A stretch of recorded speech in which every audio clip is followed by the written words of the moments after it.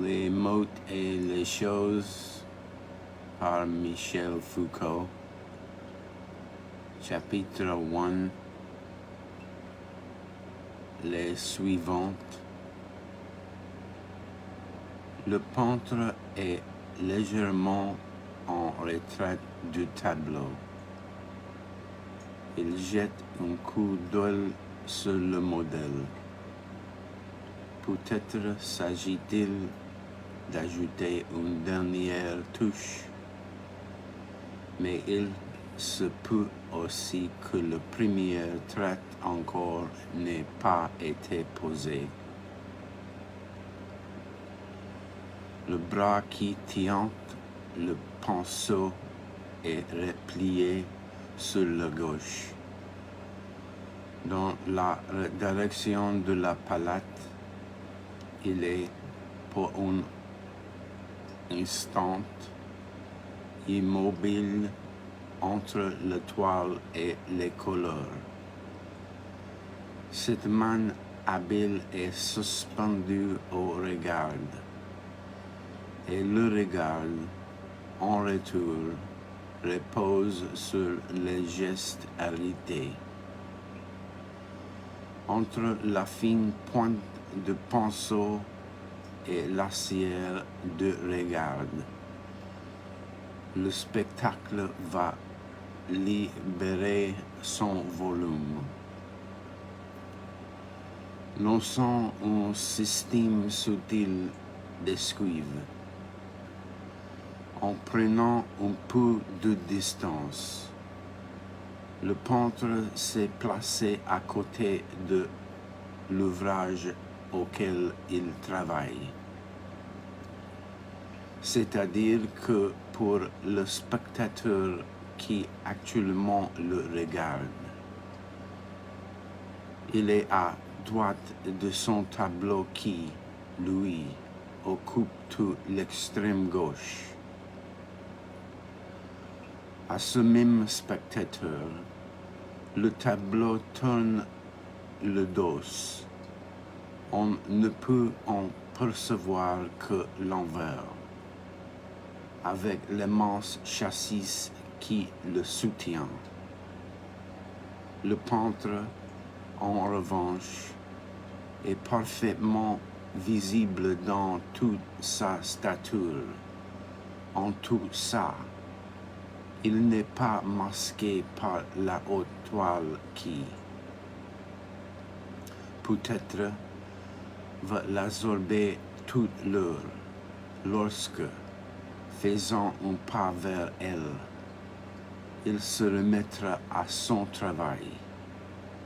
Sans doute vient-il à l'instant même de paraître aux yeux du spectateur, s'agissant de cette sorte de grande cage virtuelle que projette vers l'arrière la surface qu'il est en train de prendre.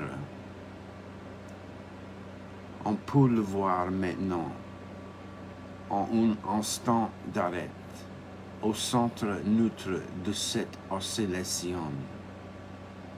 Sa taille sombre, son visage clair sont météoins du visible et de l'invisible. Sur le temps de cette toile qui nous échappe, il émerge à nos yeux. Mais lorsque bientôt il fera un pas vers la droite, en se dérobant à nos regards, il se trouvera placé juste en face de la toile qu'il est en train de peindre.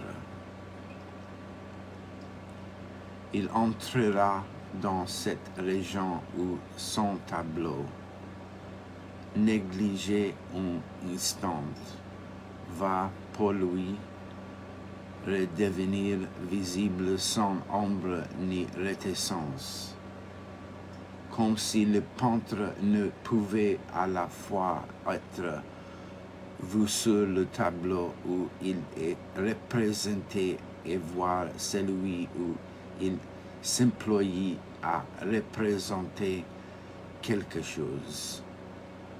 Il règne au-dessus de ces deux visibilités incompatibles.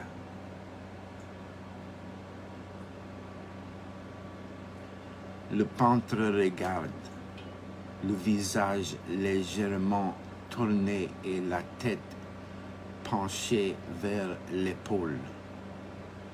Il fixe un point invisible, mais que nous, les spectateurs, nous pouvons aisément assigner puisque ce point, c'est nous-mêmes, notre corps, notre visage, nos yeux.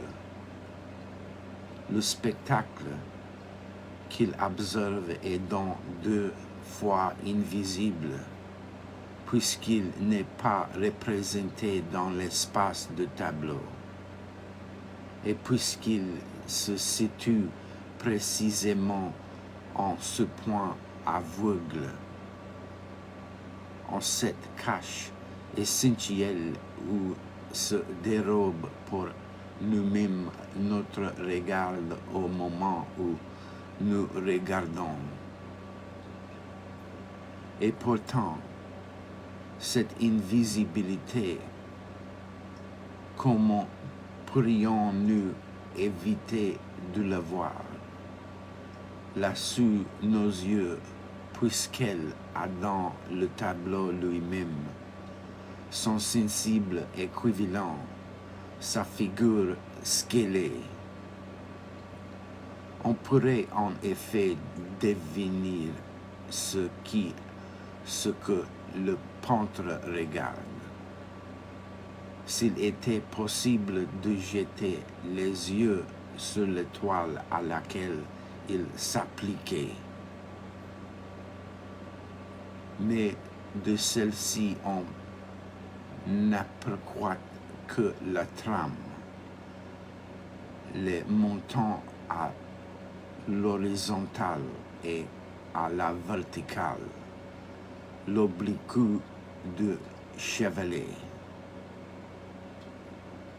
Le haut rectangle monotone qui occupe toute la partie gauche du tableau réel et qui figure l'envers de la toile représentée, restitue sur les espèces d'une surface invisibilité en profondeur de ce que l'artiste contemple. Cet espace où nous sommes, que nous sommes, des yeux de peintre à ce qu'il regarde. Une ligne impérieuse est tracée que nous ne saurions éviter. Nous qui regardons, il traverse le tableau réel et rejoint en avant de sa surface ce lieu d'où nous voyons le peintre qui nous observe. Ce pointillé nous étend immanquablement et nous lie à la représentation du tableau.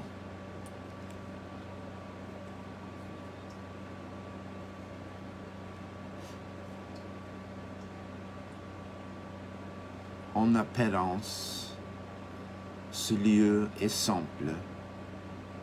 Il est de pure réciprocité. Nous regardons un tableau d'où un peintre à son tour nous contemple. Rien de plus qu'une face à face, que des yeux qui se surprennent, que des regards droits qui, en se croisant, se superposent. Et pourtant cette mince ligne de visibilité en retour enveloppe tout un réseau complexe d'une certitude d'échange et d'esquive.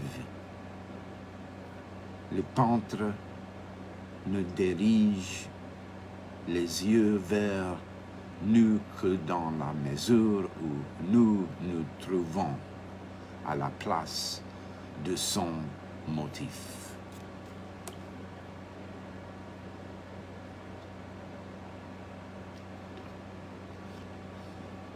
Nous autres, spectateurs, nous sommes en ceux accueillis sous ce regard. Nous sommes chassés par lui, remplacés par ce qui de tout temps s'est trouvé là avant nous, par le modèle lui-même. Mais inversement, le regard du peintre adressé hors du tableau, au vide qui lui fait face accepte autant du modèle qu'il lui vient du spectateur. En celui précise, mais indifférente.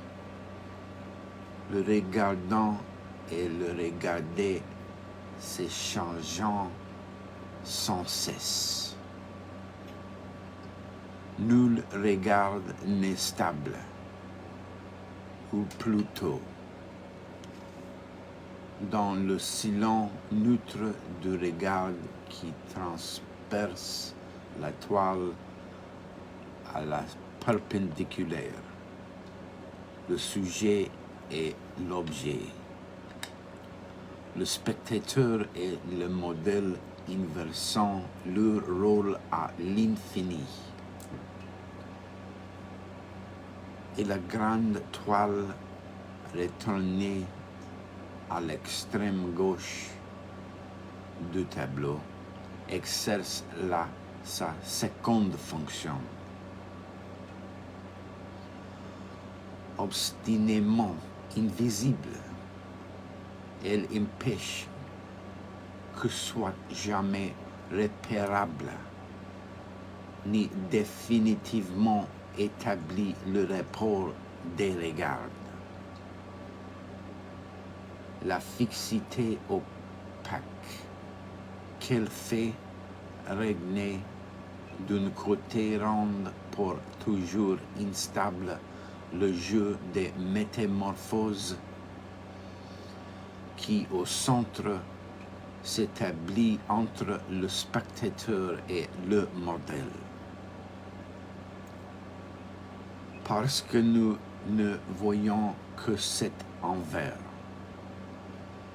nous ne savons qui nous sommes, ni ce que nous faisons.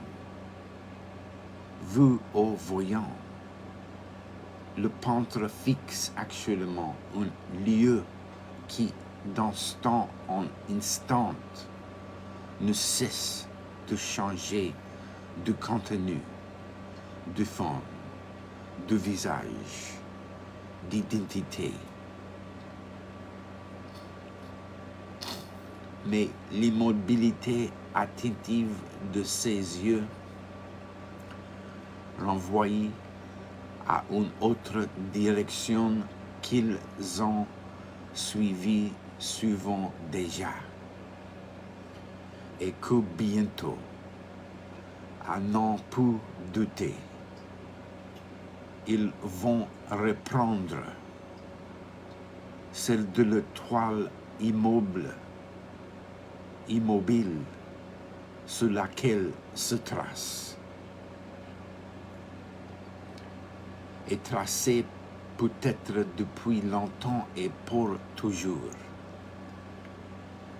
Un portrait qui ne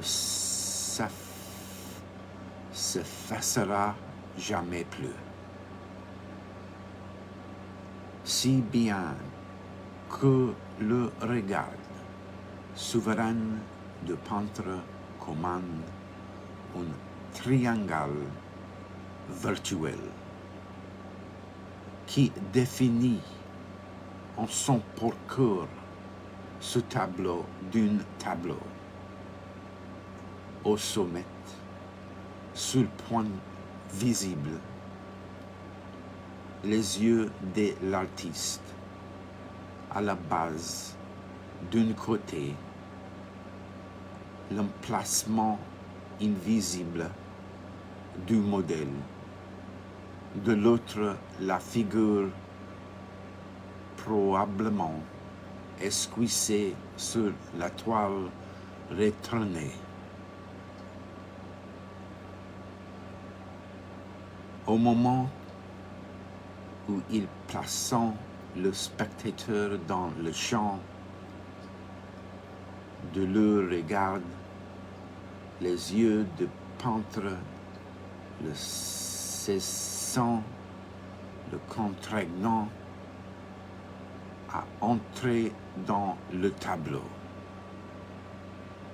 lui assignant un lieu à la fois privilégié et obligatoire, prévalant celui sa lumineuse et visible espèce, et le projetant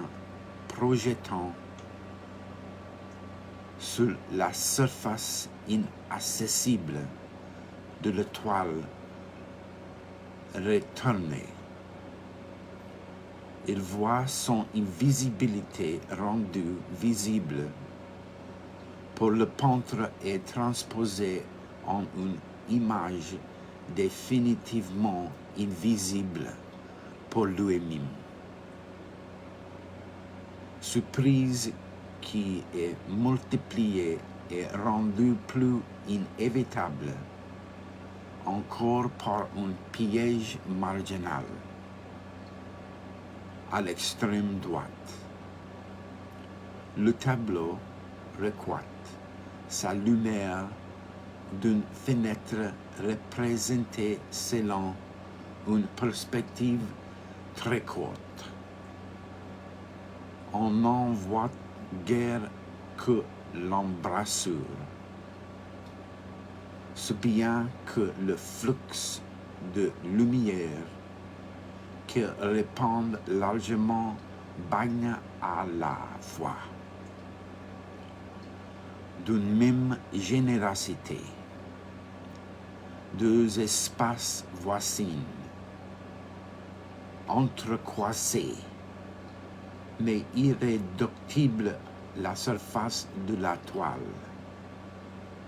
avec le volume qu'elle représente, c'est-à-dire l'atelier de peintre ou le salon dans lequel il a installé son chevalet.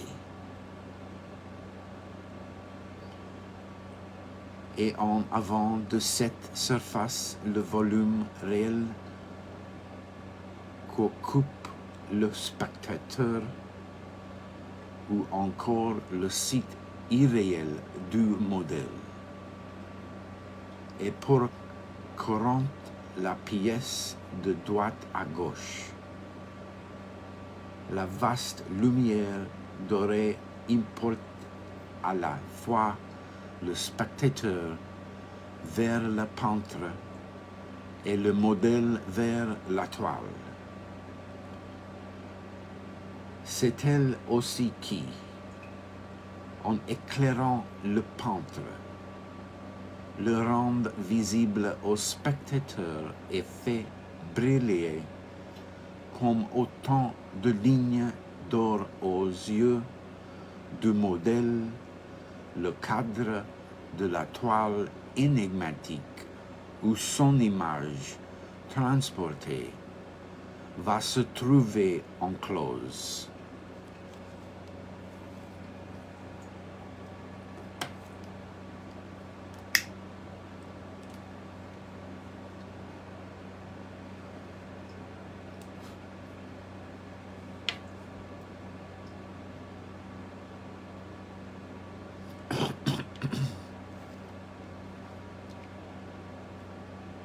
Cette fenêtre extrême, partielle, à peine indiquée, libère, un jour entier et mixte qui sert de lieu commun à la représentation.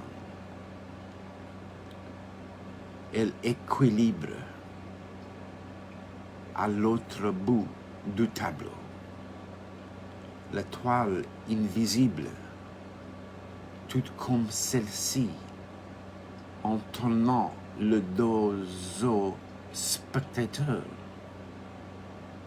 se replie contre le tableau qui le représente enfin.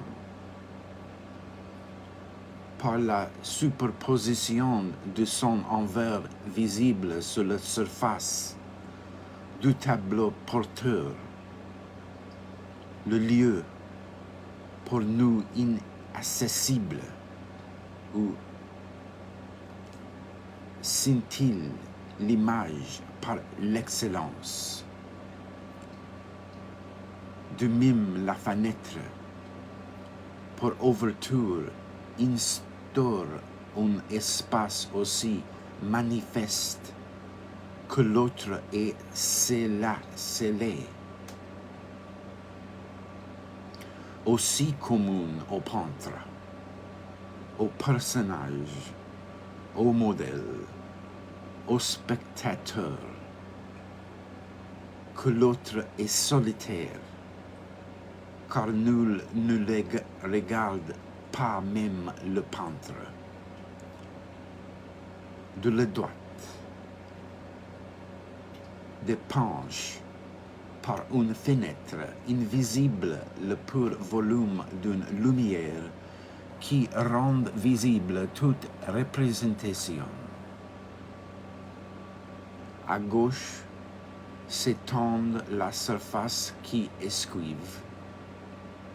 De l'autre côté de sa trop visible trame, la représentation qu'elle porte, la lumière et inondant la scène. Je veux dire aussi bien la pièce que la toile, la pièce représentée sur l'étoile et la pièce où la toile est placée. Enveloppe les personnages et les spectateurs et les impôts sous le regard du peintre vers le lieu où son penseur va les représenter. Mais ce lieu nous est dérobé. Nous nous regardés par le peintre et rendu visible à ses yeux par la même lumière qui nous le fait voir. Et au moment où nous allons nous saisir transcrite par sa main comme dans un miroir, nous ne pourrons surprendre de celui-ci que l'envers mène, l'autre côté d'une psyché. Or, exactement, en face du spectateur, de nous-mêmes, sur le mur qui constitue le fond de la pièce, l'auteur a représenté une série de tableaux. Et voilà que parmi toutes ces toiles suspendues, l'une d'entre elles brille d'un éclat singulier. Son cadre est plus large, plus sombre que celui des autres. Cependant, une fine ligne blanche le double vers l'intérieur, diffusant sur toute sa surface un jour malaisé à assiner, car il ne vient de nulle part, sinon d'un espace qui lui serait intérieur. Dans ce jour étrange apparaissant deux silhouettes et au-dessus d'elle, un peu vers l'arrière, un lourd rideau de pourpre. Les autres tableaux ne donnant guère à voir que quelques taches, plus pâles à la limite d'une nuit sans profondeur.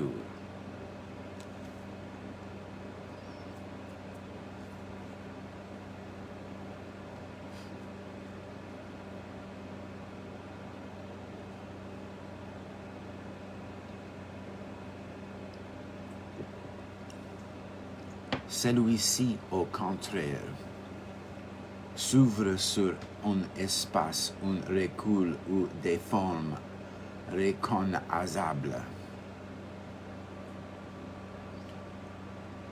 S'étendant dans une clarté qui n'appartient qu'à lui. Parmi tous ces éléments qui sont destinés à offrir des représentations, mais les contestants, les dérobant, les esquivant par leur position ou leur distance. Celui-ci est le seul qui fonctionne en toute honnêteté et qui donne à voir ce qu'il doit montrer. En dépit de son éloignement, en dépit de l'ombre qui l'entoure. Mais ce n'est pas un tableau, c'est un miroir. Il offre enfin cet enchantement d'une double que refusant aussi bien les peintures alignées que la lumière de premier plan avec la toile ironique.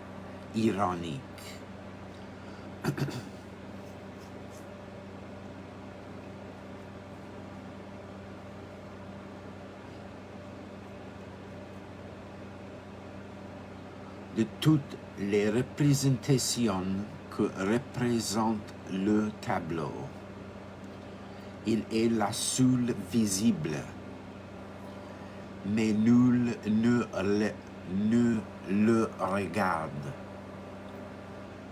Debout à côté de sa toile, et l'attention toute tirée vers son modèle, le peintre ne peut voir cette glace qui brilla doucement derrière lui. Les autres personnages du tableau sont pour la plupart tournés eux aussi vers ce qui doit se passer en avant,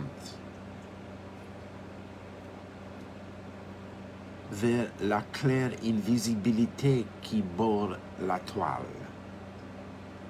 vers ce balcon de lumière où leur regarde en avoir ce qui le voyant, et non vers ce creux sombre par quoi se ferme la chambre où ils sont représentés.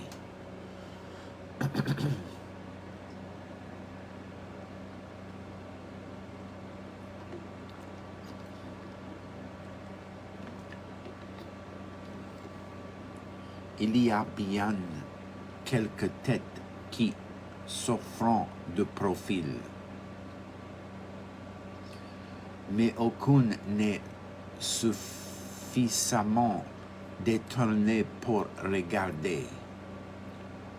Au fond de la pièce, ce miroir désolé, petit rectangle luisant,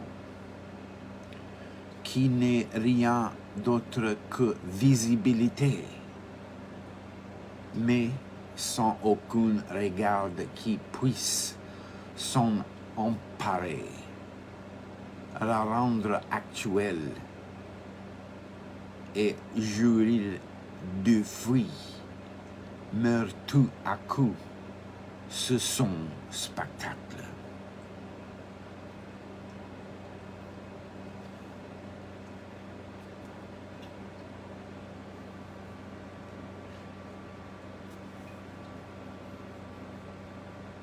Il faut reconnaître que cette indifférence n'a d'égal que la sienne.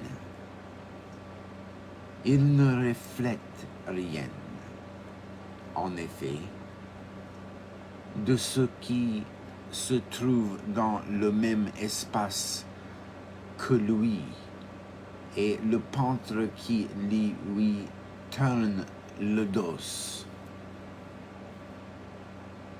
ni les personnages au centre de la pièce.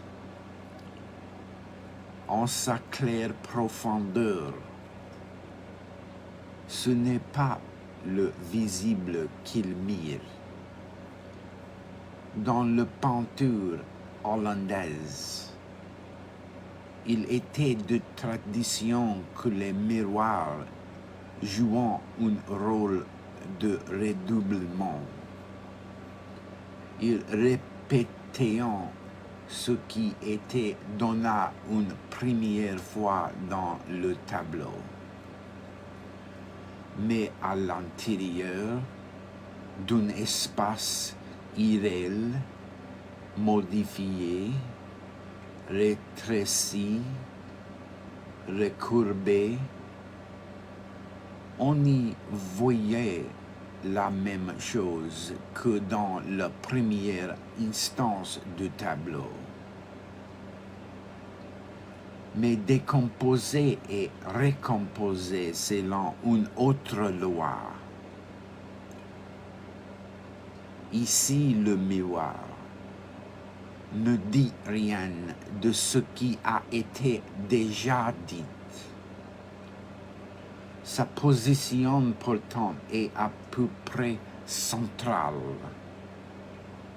Son bord supérieur est exactement sur la ligne qui partage en deux la hauteur du tableau. Il occupe sur le mur de fond, ou du moins sur le part de celui-ci qui est visible, une position médiane. Il devrait donc être traversé par les mêmes lignes perspectives que le tableau lui-même.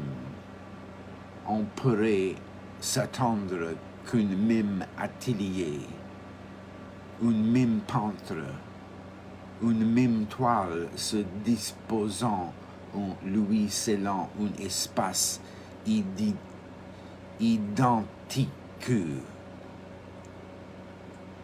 Il pourrait être de double parfait.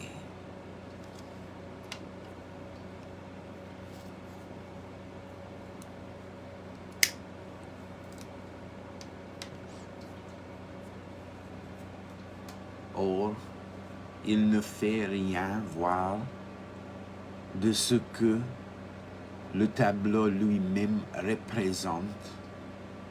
Son regard immobile va saisir au devant du tableau dans cette région nécessairement invisible qui en forme la face extérieure.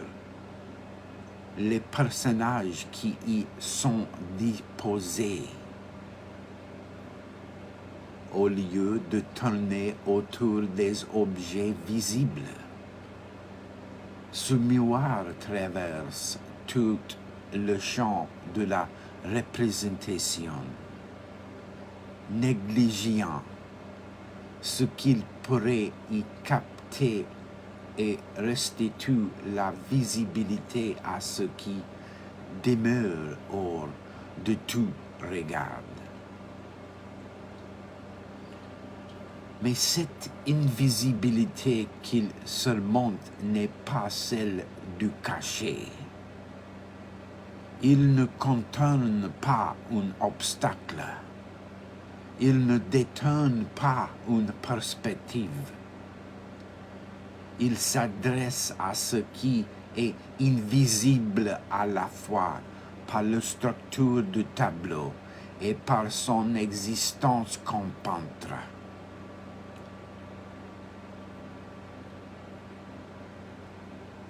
Ce qui se reflète en lui, c'est ce que tous les personnages de la toile sont en train de fixer. Le regard droit devant Dieu. C'est dans ce qu'on pourrait voir si la toile se prolongeait vers l'avant, descendant plus bas, jusqu'à envelopper les personnages qui servent de modèle au peintre.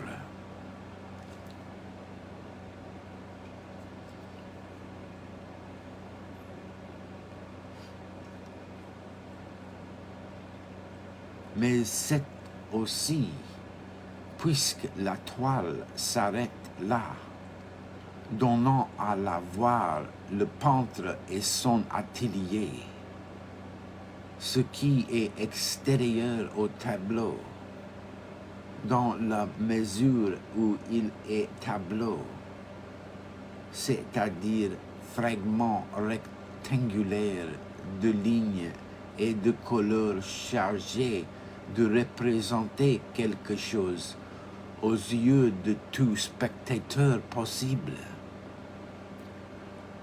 Au fond de la pièce, ignoré de tout, le miroir inattendu fait luire les figures que regarde le peintre.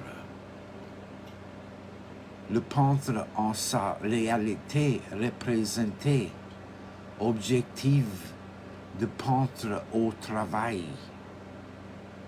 mais aussi bien les figures qui regardent le peintre.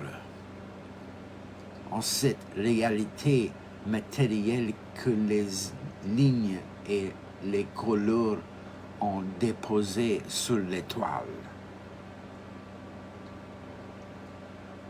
Ces deux figures sont aussi inaccessibles l'une que l'autre, mais de façon différente. La première par un effet de composition qui est propre au tableau. La seconde par la loi qui préside à l'existence même de tout tableau en général.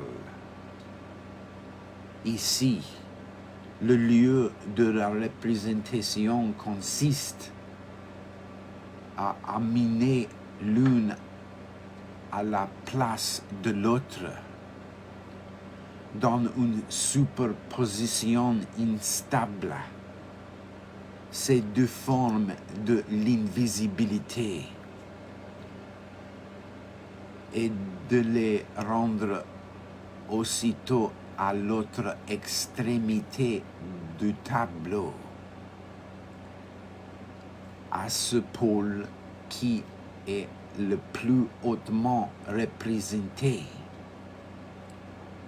celui d'une profondeur de reflet au creux d'une profondeur de tableau.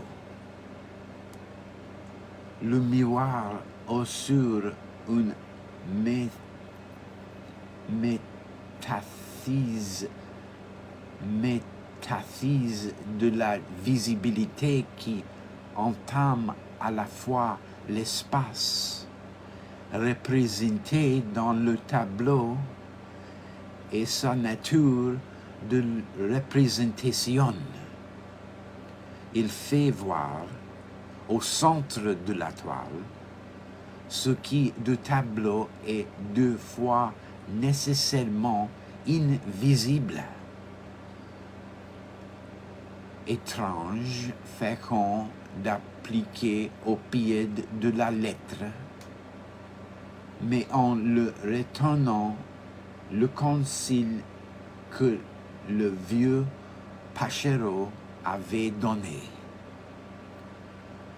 Paraît-il à son élève lorsqu'il travaillait dans l'atelier de Séville.